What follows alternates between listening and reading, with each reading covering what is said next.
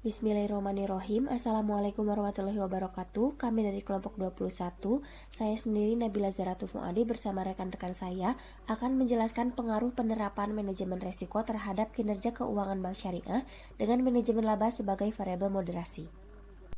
Latar belakang pembangunan ekonomi dewasa ini tidak terlepas dari berbagai macam lembaga keuangan, salah satunya bank. Dengan banyaknya bank, maka persaingan bisnis antar perusahaan perbankan meningkat. Persaingan tersebut menuntut bank untuk meningkatkan kinerja dalam menarik investor. Akan tetapi, sebelum menginvestasikan dananya, para investor akan memeriksa terlebih dahulu bagaimana kinerja keuangannya dengan menganalisa laporan keuangan. Maka dari itu, manajer termotivasi untuk melakukan manajemen laba karena adanya tujuan informatif yang membawa dampak baik bagi pemakai laporan keuangan. Rumusan masalah pada poin 1 hingga 4, bagaimana pengaruh manajemen resiko kredit, manajemen resiko likuiditas, manajemen resiko operasional, dan manajemen resiko pasar terhadap kinerja keuangan bank syariah. Lalu pada bagian 5 hingga 8, apakah manajemen laba mampu memoderasi hubungan antara resiko kredit, resiko likuiditas, resiko operasional, dan resiko pasar dengan kinerja keuangan bank syariah.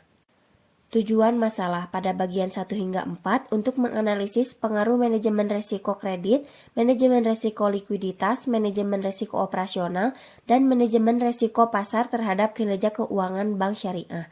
Lalu pada bagian 5 hingga 8 untuk menganalisis apakah manajemen laba mampu memoderasi pengaruh resiko kredit, resiko likuiditas, resiko operasional, dan resiko pasar terhadap kinerja keuangan bank syariah. Materi selanjutnya akan dijelaskan oleh saya, Aulia Hairunisa. Ini ada kerangka penelitian. Kerangka penelitian terdiri dari kinerja keuangan sebagai Y, resiko kredit sebagai X1, resiko likuiditas sebagai X2, resiko operasional sebagai X3, dan resiko pasar sebagai X4. Lalu ada manajemen laba sebagai Z. Kinerja keuangan. Kinerja bank secara umum merupakan gambaran prestasi yang dicapai oleh bank dalam operasionalnya. Kinerja keuangan bank merupakan gambaran kondisi keuangan bank pada suatu periode tertentu, baik mencakup aspek penghimpunan dana maupun penyaluran dananya. Secara garis besar, kinerja keuangan merupakan gambaran dari pencapaian serta keberhasilan perusahaan atau dapat diartikan juga sebagai hasil yang telah dicapai atas berbagai aktivitas yang telah dilakukan.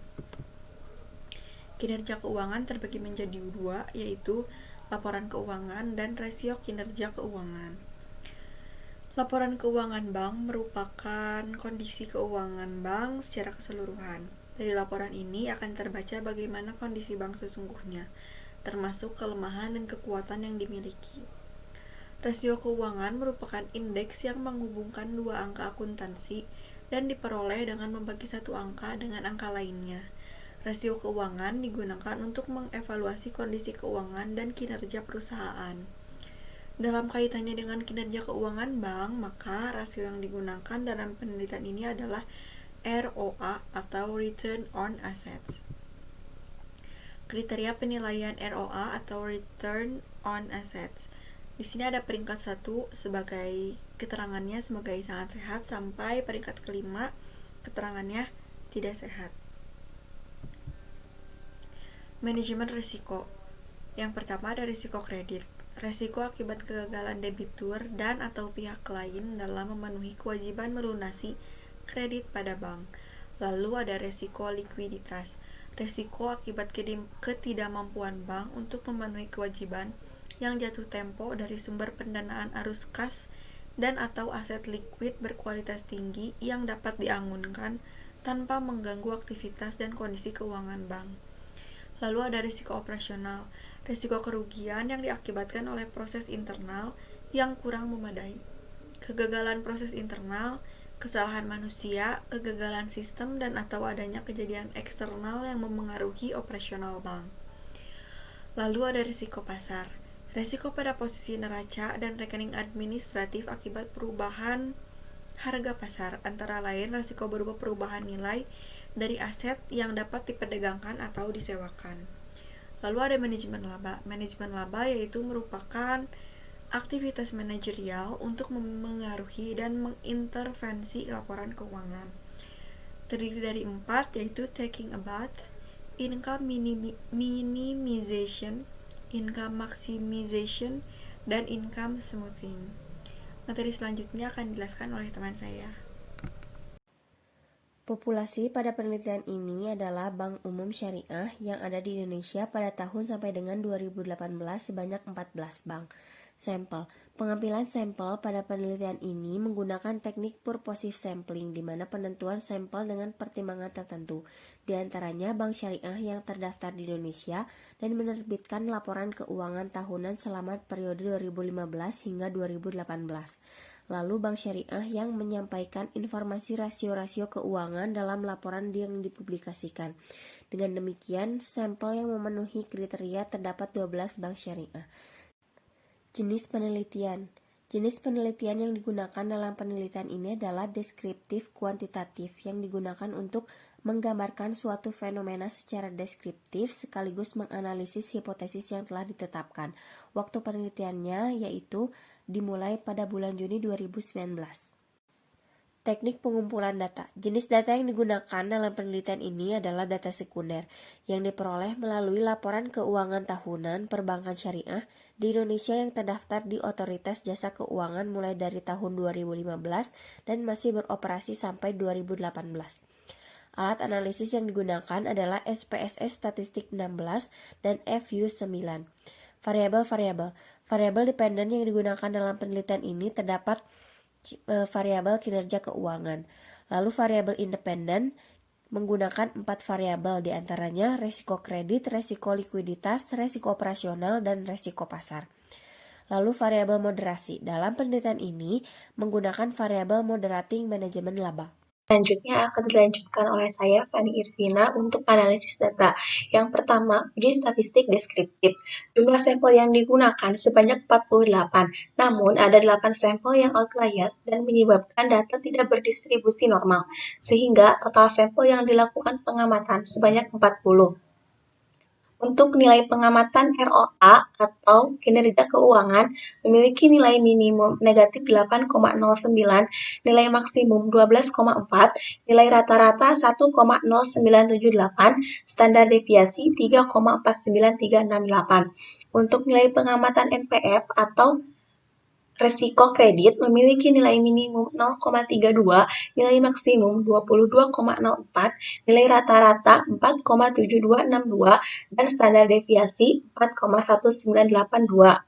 Untuk nilai pengamatan FDR atau risiko likuiditas memiliki nilai minimum 71,87, nilai maksimum 104,75, nilai rata-rata 88,0408, standar deviasi 7,78359.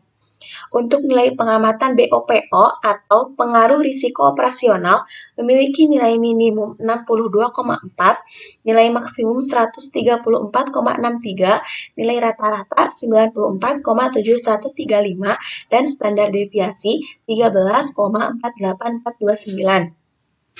Untuk nilai pengamatan NOM atau risiko pasar memiliki nilai minimum negatif 27,84, nilai maksimum 13,61, nilai rata-rata 0,2895, dan standar deviasi 5,88533. Untuk nilai pengamatan DA atau manajemen laba memiliki nilai minimum negatif 0,18, nilai maksimum 0,16, nilai rata-rata negatif 0,0204, dan standar deviasi 0,06991. Yang kedua yaitu uji stasioneritas. Berdasarkan data yang diperoleh dari laporan keuangan tahunan Bank Umum Syariah periode 2015-2018, hasil uji stasioneritas melalui uji unit truth tingkat level adalah sebagai berikut. Dari seluruh pengamatan, diketahui nilai probabilitasnya kurang dari 0,05, yang artinya data dalam penelitian ini stasioner. Yang ketiga yaitu uji asumsi klasik. Yang pertama ada uji normalitas, kemudian uji multikolinearitas, kemudian uji autokolerasi, dan uji heteroskedastisitas. Untuk uji normalitas, dari data tersebut didapatkan nilai Kolmogorov-Smirnov sebesar 1,148 dan signifikansi sebesar 0,143, yang berarti lebih dari nilai 0,05 yang artinya data terdistribusi normal. Untuk uji multikolinearitas, dari data tersebut diketahui nilai tolerance kurang dari 0,01 dan nilai VIF lebih dari 10, sehingga dapat disimpulkan bahwa data tersebut ada multikolinearitas antar variabel. Kemudian untuk uji autokolerasi, dari data tersebut diperoleh nilai signifikansi sebesar 0,149 yang berarti lebih dari nilai alfa. Maka dapat disimpulkan bahwa data tersebut tidak terjadi autokorelasi. Kemudian untuk uji heteroskedastisitas, R² memiliki nilai 0,387, maka diperoleh nilai C kuadrat hitung 15,48, di mana C kuadrat sama dengan N dikali R square, dengan N sama dengan 40, dan nilai C kuadrat tabel adalah 55,75848, sehingga dapat disimpulkan bahwa model regresi tersebut tidak mengandung adanya heteroskedastisitas, karena C kuadrat hitung kurang dari C kuadrat tabel. Untuk uji statistik ada 3, yang pertama uji koefisien determinan, kemudian uji signifikansi simultan, dan uji signifikansi parameter individual.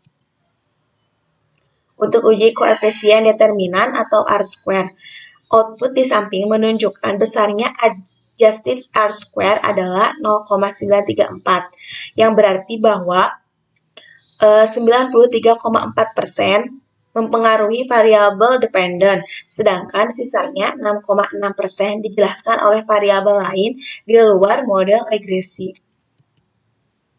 Untuk uji signifikansi simultan dengan menggunakan uji statistik F, diperoleh nilai F sebesar 138,449 dan nilai signifikansi 0,000, yang berarti lebih kecil dari nilai alfa. Hal ini menunjukkan bahwa variabel independen yaitu NPF, FDR, BOPO, dan NOM secara simultan atau bersama-sama berpengaruh signifikan terhadap variabel dependen, yakni ROA Bank Umum Syariah yang ada di Indonesia pada periode 2015-2018. Untuk uji parsial dengan menggunakan uji statistik T, dapatkan bahwa koefisien regresi NPF sebesar 0,215 menyatakan bahwa setiap penambahan satu satuan nilai NPF maka akan menaikkan ROA sebesar 0,215 satuan. Koefisien regresi FDR sebesar 0,91 menyatakan bahwa setiap penambahan satu satuan nilai FDR maka akan menaikkan ROA sebesar 0,91 satuan. Koefisien regresi BOPO sebesar negatif 0,166 menyatakan bahwa setiap penambahan satu satuan nilai BOPO maka akan menurunkan ROA sebesar 0,166 satuan. Koefisien regresi NOM sebesar 0,362 menyatakan bahwa setiap penambahan satu satuan NOM maka akan menaikkan ROA sebesar 0,362 satuan. Koefisien regresi NOM sebesar 0,362 menyatakan bahwa setiap penambahan satu satuan NOM maka akan menaikkan ROA sebesar 0,362 satuan.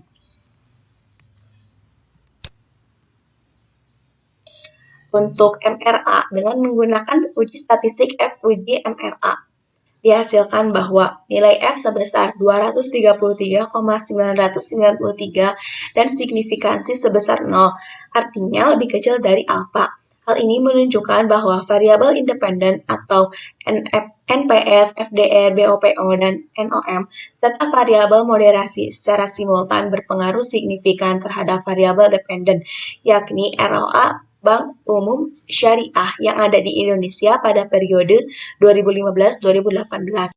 Kemudian uji MRA. Untuk nilai pengamatan NPF atau risiko kredit terhadap kinerja keuangan memiliki nilai signifikan sebesar 0,048 yang artinya kurang dari 0,05, yang berarti H0 ditolak dan pengaruh positif. Kemudian nilai FDR atau risiko likuiditas terhadap ROA atau kinerja keuangan memiliki nilai signifikan 0,000 kurang dari 0,05 yang artinya H0 ditolak, yang berarti pengaruh positif.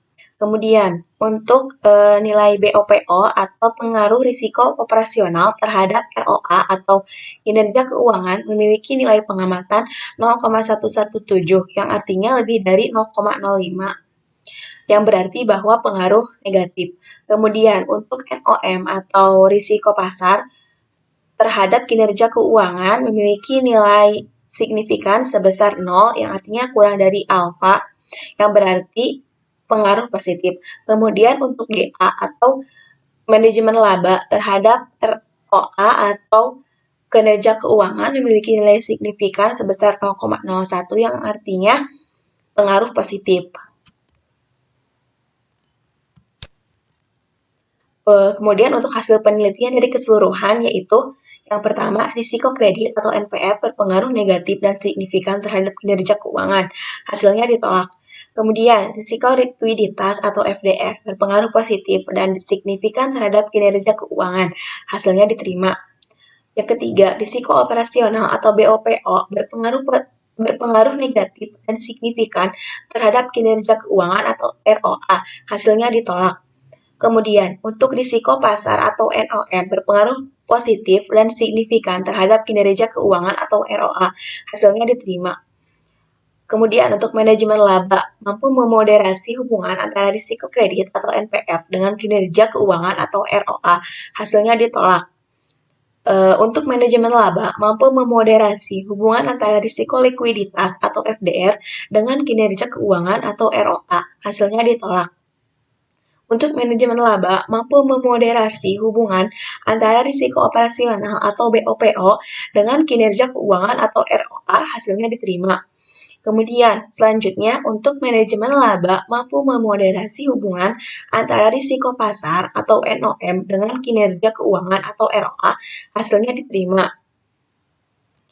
Kesimpulannya, yang pertama, variabel risiko kredit berpengaruh positif dan signifikan terhadap kinerja keuangan. Yang kedua, variabel risiko likuiditas berpengaruh positif dan signifikan terhadap kinerja keuangan. Yang ketiga, variabel risiko operasional atau BOPO berpengaruh negatif dan tidak signifikan terhadap kinerja keuangan. Yang keempat, variabel risiko pasar atau NOM berpengaruh positif dan signifikan terhadap kinerja keuangan. Yang kelima, variabel manajemen laba tidak mampu memoderasi pengaruh risiko kredit atau NPF terhadap kinerja keuangan atau ROA. Yang keenam, variabel manajemen laba tidak mampu memoderasi pengaruh risiko likuiditas terhadap kinerja keuangan.